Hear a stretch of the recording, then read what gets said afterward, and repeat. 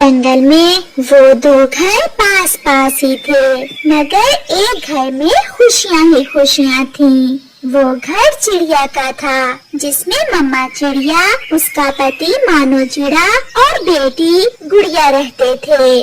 दूसरे घर में कालू कौवा, उसकी पत्नी गोरी कौवी और उनका बेटा जग्गू कौवा रहते थे। कालू कौवा बहुत आवारा, बदतमीज और नशेई था।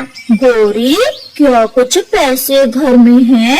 अगर हैं तो मुझे 100 रुपए उधार दे दो। मेरे पास जो भी पैसे थे वो सारे तुमने उधार ले लेकर खत्म कर दिए। ये बात प्यार से भी हो सकती है, हर समय लड़कर ही बोलती हो। ला ला ला ला ला ला ला ला, आवारा पागल दीवाना में कालू कौवा मस्ताना। फिर ऐसे गाना गाते हुए कालू कौवा अपने घर से निकल जाता है। गुड़िया के पापा, आज आप भोजन को जाएंगे या मैं जाऊं? मैं चला जाता हूँ, आप घर में गुड़िया के पास ही रहें। और वैसे भी आपकी सेहत कल से ठीक नहीं है, मैं वापस आते हुए आपके लिए मीठा फल लेकर आऊँगा। अपना ख्याल रखना। फिर पापा चिड़िया अपने घर से निकलता है। ये लो 100 रुपए। ओए होए, आज तो मेरी पत्नी मेरे पीछे ही पैसे लेकर आ गई है, क्या ही बात है। कालू जी, कभी कोई काम मेरा भी कर दिया करो।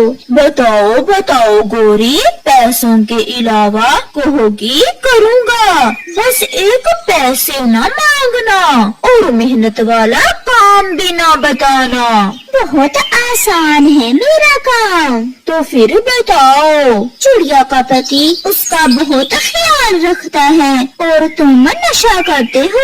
एक दुख मुझे तुमने दिया हुआ है और दूसरा उस चिड़िया की खुशियों ने। गौरी, मैं समझा नहीं, तुम क्या कहना चाहती हो? यही कि किसी न किसी तरह उस छोटी चिड़िया की खुशियाँ भी मेरी तरह दुखों में बदल दो। हाँ, अब मैं समझा। तो क्या चिड़िया के पति को भी लगा दूं नशे पर? देखते हैं तुम ऐसा कर पाते हो या नहीं। अपनी गौरी की ये छोटी सी खुशी तो मैं जरूर पूरी करूँगा। ऐसा फसाद हो चिड़िया के घर में कि मजा ही आ जाए। रोज लड़ाई हो उन पति पत्नी में। जैसा तुमने सोचा है उससे भी बढ़कर लड़ाई होगी उन दोनों में। बस मुझे 1-2 दिन का समय दो। फिर कालू कौवा वहाँ से चला जाता है। वो सीधा अपने दोस्त उल्लू के पास जाता है, वहाँ से दारू लेता है, 100 रुपए देता है। आज बैठोगे नहीं? नहीं यार, आज मेरी पत्नी ने मुझे एक बड़ा काम दिया है, मुझे वो काम करना है। फिर कौवा वहाँ से चला जाता है। पहाड़ों पर किक्कर के पेड़ पर मानो चिड़ा बैठा हुआ था। कालू कौवा भी अपनी दारू की बोतल लेकर वहाँ पहुँच जाता है। ठंडे ठंडे मौसम का मजा लीजिए, हवाओं में उड़ना है, थोड़ी पी लीजिए। मानो, ओए यार मानो, घूंट लगाओगे? बेशरम कौवे, तुम्हें पता है मैं दारू नहीं पीता। मुझे पता है मानो, मगर एक घूंट लगा कर तो देखो, मजा न आए तो फिर कहना। यहाँ किक्कर के पेड़ पर सब देख रहे हैं, तुम अपना दारू लो और यहाँ से चले जाओ। मैं पीना यार, आओ तो सही, हम वो सामने झाड़ियों में चले जाते हैं। अच्छा, ये मीठा फल खा लेना, मेरे पास तो बैठ जाओ। फिर कालू कौवा मानो को साथ लेकर झाड़ियों में चला जाता है। मुझे मीठा फल खाओ। यार, मैं ये मीठा फल अपनी पत्नी के लिए ले जाता हूँ। भाभी जी के लिए? हाँ हाँ, ले जाओ, मैं कल फिर तुम्हें मीठे फल ला कर दूंगा। लो यार, एक घूंट तो लगा। यार कालू, डर लगता है। ऐसे कहते हुए और डरते हुए मानो चिड़ा दारू का एक घूंट लगा लेता है। लो लगा लिया, अब दोबारा ना कहना। फिर ऐसे वो शाम तक बैठे रहते हैं और फिर शाम के कालू कौवा और मानो अपने अपने घरों को चले जाते हैं। कालू जी, कुछ किया मेरे काम का? गोरी, समझो तुम्हारा काम हो गया। मैंने चिंगारी सुलगा दी है, बस अब आग आहिस्ता आहिस्ता भड़केगी। बस देखती जाओ अपने पति कालू कौवे के काम। ये सुनकर गोरी कौवी बहुत खुश होती है। गुड़िया की मम्मा, ये लो मीठा फल लाया हूँ मैं आपके लिए। पापा, आज आप इतनी देर से क्यों आए हो घर? बेटी, एक दोस्त के पास बैठ गया था, इसलिए थोड़ी देर हो गई। आपने भोजन खा लिया है? मुझे आज भूख नहीं है, मुझे नींद बहुत आ रही है, बस मुझे सोने दें। ऐसा कहते हुए मानो चिड़ा सो जाता है। गोरी जी, अगर आज मानो मेरे पास खुद चलकर आ गया तो समझो तुम्हारा काम हो गया। बस जल्दी से दोनों पति पत्नी की लड़ाई करवा दो, मुझे तो फिर ही सुकून मिलेगा। कुछ पाने के लिए कुछ खोना होता है। क्या मतलब? मेरा मतलब 100 रुपए चाहिए, फिर ही तो मैं दारू ले सकूंगा मानो को देने के लिए। गोरी चिड़िया से नफरत की आग में जल रही थी। चिड़िया की कोई लड़ाई ना थी गोरी से, मगर फिर भी गोरी कौवी से चिड़िया की खुशियाँ ना देख होती थी। फिर कालू कौवा उल्लू से दारू लेता है और जाकर कल वाले उसी कीकर के पेड़ पर बैठ जाता है। न जाने मेरी पत्नी को उन दोनों में लड़ाई करवा कर क्या मिलेगा, उसे कुछ मिले ना मिले, मुझे तो दारू पीने के लिए पैसे मिल रहे हैं। थोड़ी देर बाद मानो चिड़ा भी उसी दिशा में आ जाता है और आकर कालू के पास बैठ जाता है। सुनाओ मानो, नींद कैसी आई? सच बताऊं तो एक घूंट ने सारी रात आंख नहीं खुलने दी। मुझे पता था आज मानो घोड़े बेचकर सोया हुआ होगा। तो फिर चले कहाँ? झाड़ियों में तुम्हारे कौन सा पैसे लगेंगे। फिर थोड़ी देर चुप रहने के बाद मानो चिड़ा कालू के साथ झाड़ियों में चला जाता है। वो दोनों वहाँ दारू पीते हैं और वहाँ ही सो जाते हैं। शाम हो जाती है। जब मानो चिड़ा घर नहीं आता तो उसकी पत्नी रानो चिड़िया परेशान हो जाती है। गुड़िया, आपके पापा कल भी बहुत देर से घर आए थे और आज तो अभी तक नहीं आए। मम्मा, हो सकता है पापा को कल वाला दोस्त फिर मिल गया हो, ऐसा पहले तो ना था। फिर चिड़िया सोचों में गुम हो जाती है। उठो मानो, उठो। उठो मुफ्त खोर दोस्त, उठो। मुफ्त के दारू में नशा भी ज्यादा होता है। अब घर जाओ, शाम हो गई है। बहुत मुश्किल से मानो चिड़ा उठ जाता है और वो दोनों अपने अपने घरों को जाते हैं। गोरी जी, काम हो गया, समझो काम हो गया, बस तैयारी करो। किस चीज की तैयारी कालू जी? आज पड़ोसियों की पहली लड़ाई होने वाली है, लड़ाई सुनने की तैयारी करो। मैं तो उनके घर में जाकर देखूंगी। क्या हुआ है आपको? क्या हुआ है? आप घर आते ही ऐसे क्यों गिर गए हैं? दूर दूर मुझसे सब दूर हो जाओ, मैं उड़ने वाला हूँ हवाओं में, ठंडी हवाओं में मैं उड़ने वाला हूँ। हाय मैं मर गई। गुड़िया बेटी, आपके पापा ने दारू पी रखा है। क्या मम्मा? पापा तो ऐसे काम कभी नहीं करते। मेरा दिल सुबह से ही डरा हुआ था। आप होश करें, गुड़िया का भोजन भी नहीं लेकर आए आप। तो खुद चली जाती, मैं कोई नौकर हूँ तुम्हारा? बोल बोल, मुझे कोई नौकर रखा हुआ है तुमने?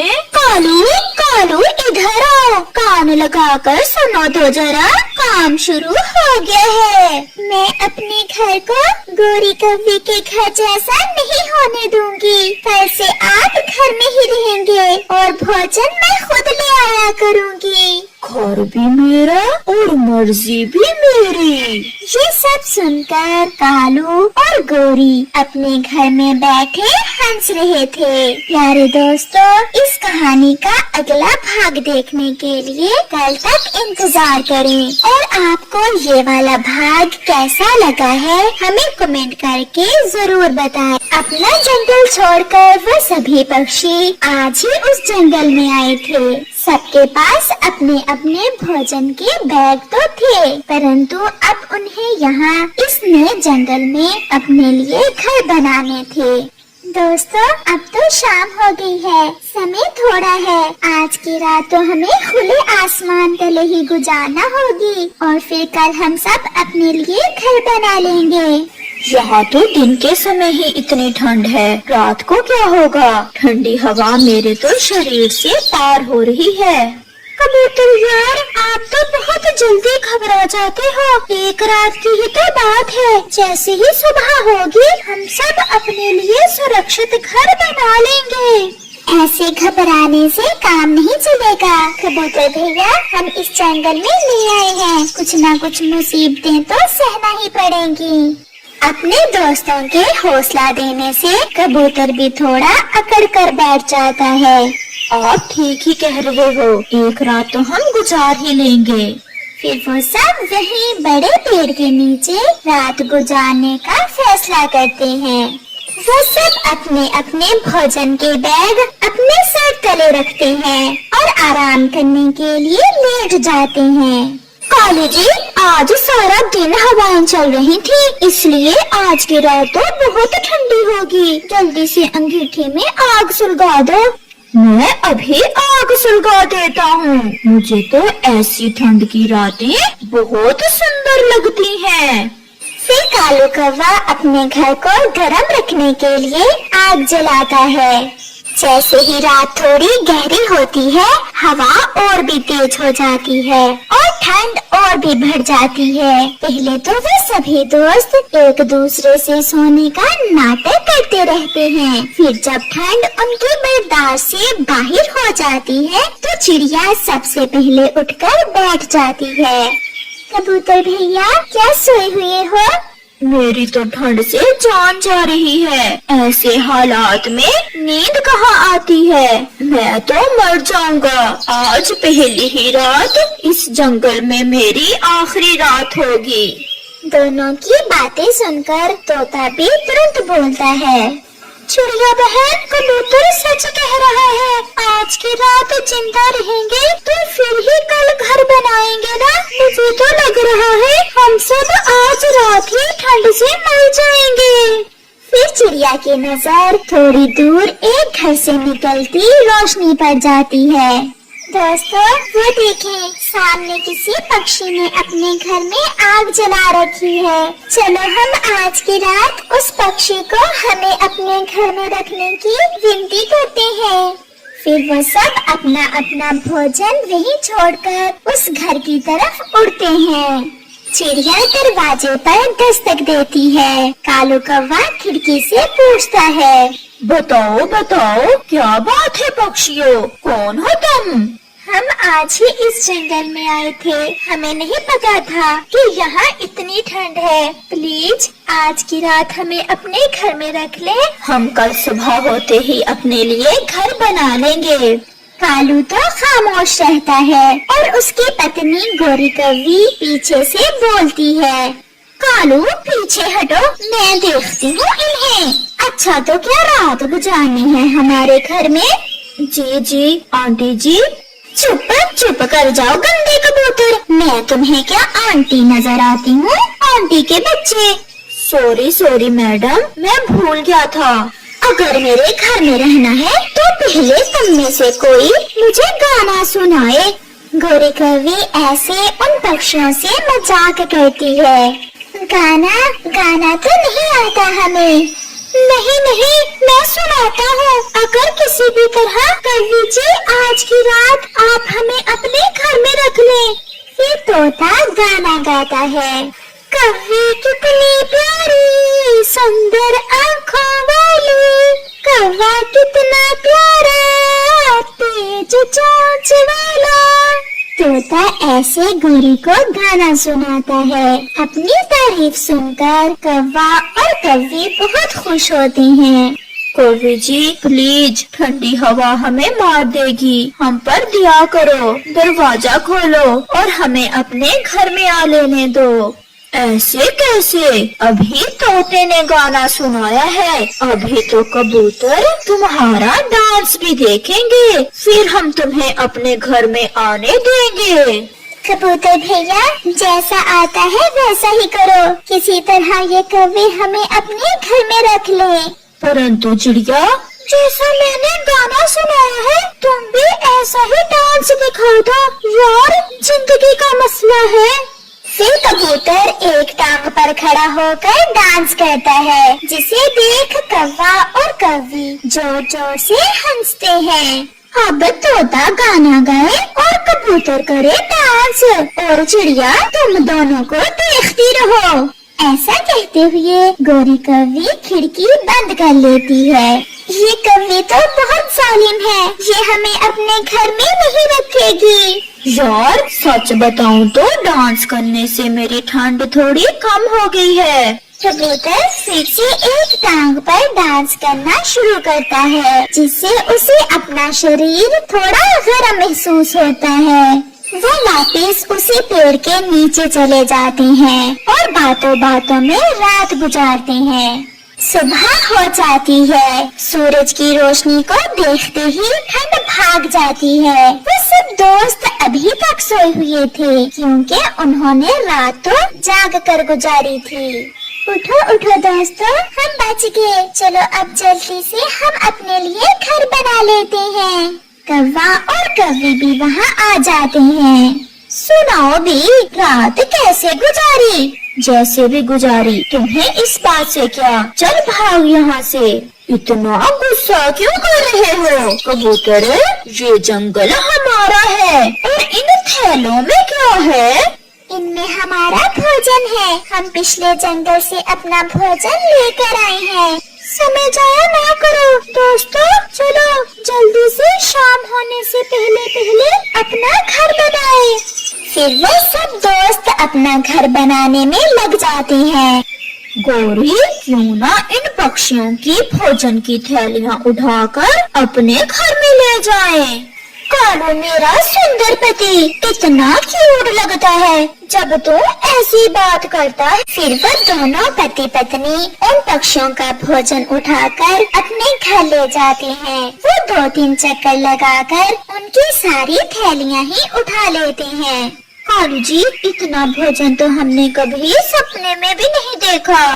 سارا ٹھنڈ کا موسم موج کریں گے، اب ہمیں بھوجن کی کوئی چنتا نہیں۔ اگر وہ پکشی اپنا بھوجن لینے آئے تو ہم گھر کا دروازہ ہی نہیں کھولیں گے۔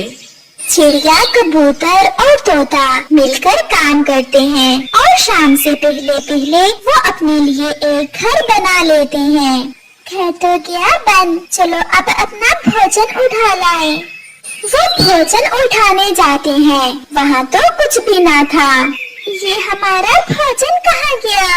ये जरूर वो दुष्ट कौवे ही उठा कर ले गए होंगे। चलो हम उनके घर जाते हैं और अपनी भोजन की थैलियाँ वापस लेते हैं। चलो चलो भाग यहाँ से, बड़ा आया भोजन लेने वाला, हम नहीं देंगे, चलो भाग। गौरी उन्हें ऐसे भगा देती है। जंगल में रात भी हो जाती है। जो उनके पास थोड़ा बहुत भोजन था वो सब खाते हैं और अपने गरम गरम घर में सो जाते हैं। कौवों का घर पुराना था और भोजन के 3 थैलों के बोझ से उनका घर एक तरफ को झुक जाता है और फिर टूटकर गिर जाता है। हाय कालू, मेरा पंख टूट गया। मेरी टांग इस बड़ी लकड़ी के नीचे है। अगर पता होता कि हमारा घर इतना कमजोर है तो हम भोजन की सारी थैलियाँ ना चुरा कर लाते, एक से ही काम चला लेते। वो सारी रात रोते रहते हैं और फिर सुबह दूसरे पक्षी उन्हें उनके टूटे हुए घर से बाहर निकालते हैं। कौवे, चिड़िया, कबूतर और तोते से बहुत शर्मिंदा थे क्योंकि उन्होंने सब कुछ भुलाकर उनकी मदद की थी। प्यारे दोस्तों, इस कहानी से हमें सीख मिलती है कि हमें हमेशा मुसीबत में दूसरों की मदद करनी चाहिए, ना कि दूसरों की मजबूरियों का फायदा उठाना चाहिए।